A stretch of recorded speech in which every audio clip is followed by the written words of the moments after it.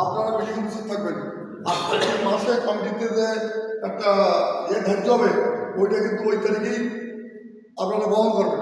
যদি আমি যারা খোলা থাকি আমি দেখা গেলো 1 বছর টাকা ওই মসজিদে একবারে দিয়ে দিই, মানে আমি 1 বছর দিয়ে দিই।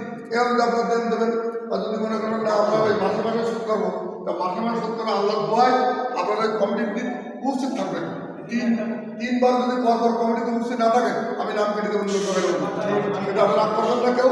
আমাদের বিশেষ অনুরোধ যে আপনারা থাকবেন, 3 বার অ্যাবসেন্ট হবেন, কমিটিতে তার নাম কাটা যাবে, কমিটির মাধ্যমে তার সিদ্ধান্ত দেবেন, তাহলে নেওয়া হবে। এই হিসেবে আপনারা যদি দেখা গেল অপারও একজন লোক 1 মাসের টাকা দিতে পারতেন না, আমরা বলবেন আমি সাহায্য করার পরে মাসে দিয়ে দিয়ে এটা আমি করে দেবো ইনশাল্লাহ।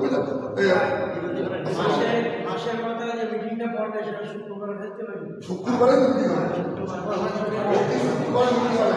আর আল্লাহ যদি সেটা তৌফিক দেয় তাহলে শুক্রবার কেন সপ্তাহ সপ্তাহে মিটিং করবো। হ্যাঁ, সপ্তাহটা করবো এখন এখন এখন কথা হবে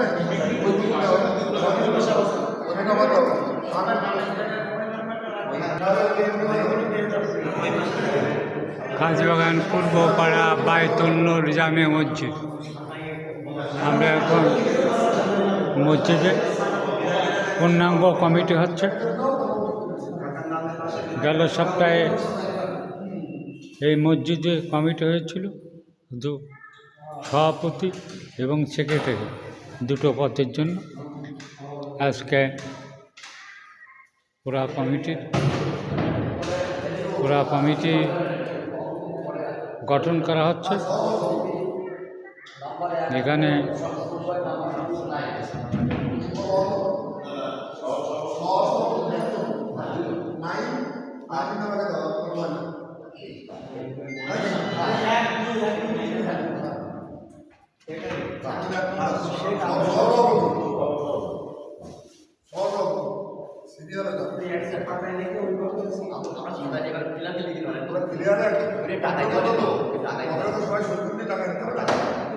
কমিটি কত সদস্য বিশিষ্ট আছে?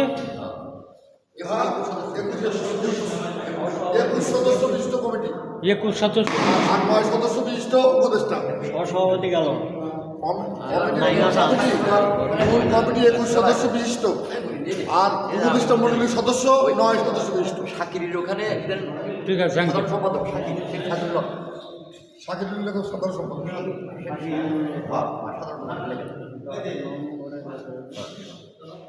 গেল সপ্তাহে কমিটি করা হয়েছিল, সেখানে শেখ গোলাম কুদ্দুস মাইনি সভাপতি এবং শাকিরুল হককে সাধারণ সম্পাদক করে কমিটি করা হয়েছিল। আজকে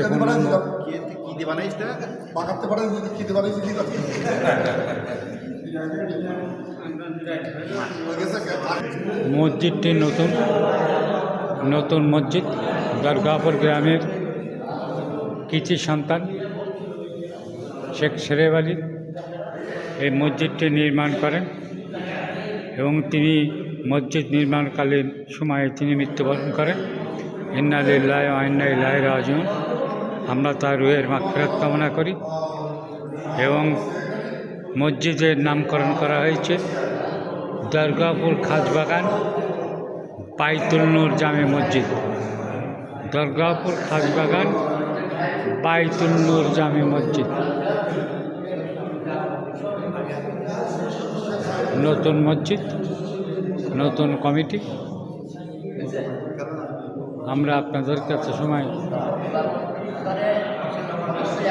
মসজিদের কমিটি হচ্ছে, পূর্ণাঙ্গ কমিটি হচ্ছে, তার চলমান চিত্র আপনাদের দেখানোর চেষ্টা করব। ধন্যবাদ সকলকে।